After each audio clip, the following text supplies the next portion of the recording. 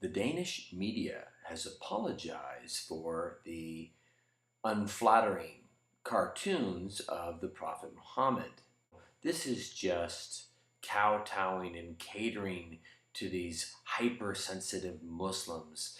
A lot of people are out there thinking that this is a unique behavior that's unique to Muslims. C-K-U-F.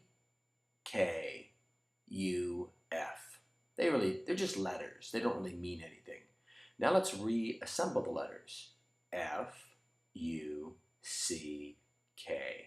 If that newspaper had published that word, just an assemblage of letters, 4 letters together, that editor could have lost his job. There would be outrage, and the editor, would lose his job. The N-word. If you take that particular word and you were to post it in the front of a newspaper anywhere in America, the editor would probably lose his job.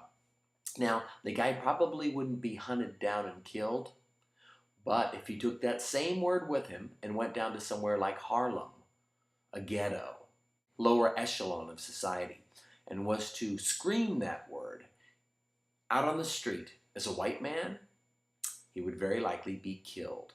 Americans are thinking that Muslims are so hypersensitive that they'll kill you for making fun of their prophet.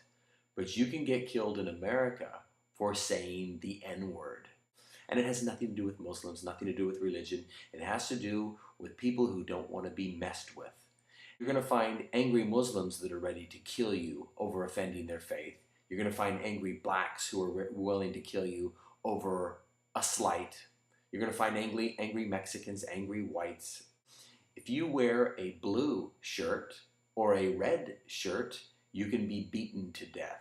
Here in my hometown, an employee from the company called Target, kind of ironic, Target, was wearing a red Target shirt home from work and beaten nearly to death in a coma because our gangs here in America, they wear red or blue, and if they see you wearing their color, they'll beat you to death. We're upset that the newspapers have apologized for printing this article, this cartoon, defaming their prophet, when in our own country here in America, you can be beaten to death for wearing a red shirt or a blue shirt.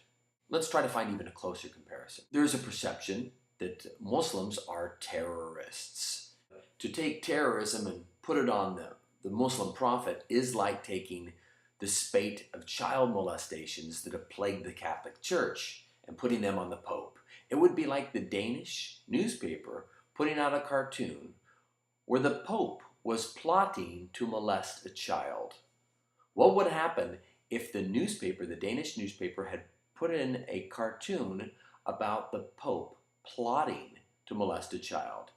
And what if he was plotting with Jesus Christ to molest a child? Or what if God, in this cartoon, was trying to seduce Mary with alcohol to impregnate her? For a lot of Christians, if they heard that, if they saw that in a cartoon, that editor would probably get stabbed to death by an angry Christian. He'd lose his career, he'd be done. People would be outraged, they'd be screaming in the streets just like the Muslims did. So don't think it's about Muslims. Politics. If you ran a newspaper and you posted a big story on the front that said, Democrats are assholes, you'd probably lose your job. The paper would be shut down. Or Republicans are assholes. Or assholes are assholes. You can't even use that word in the paper. And the most interesting thing about that apology is what the newspaper was printing wasn't news. It wasn't news. It was an incitement. And I think a paper's job is to deliver news, not to try to incite.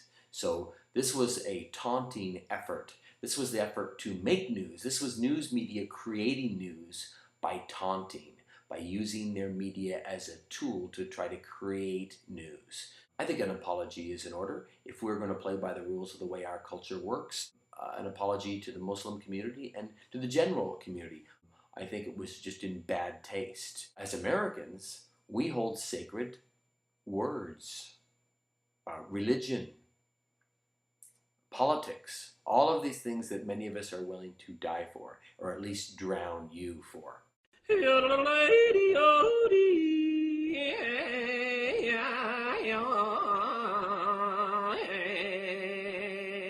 Play America!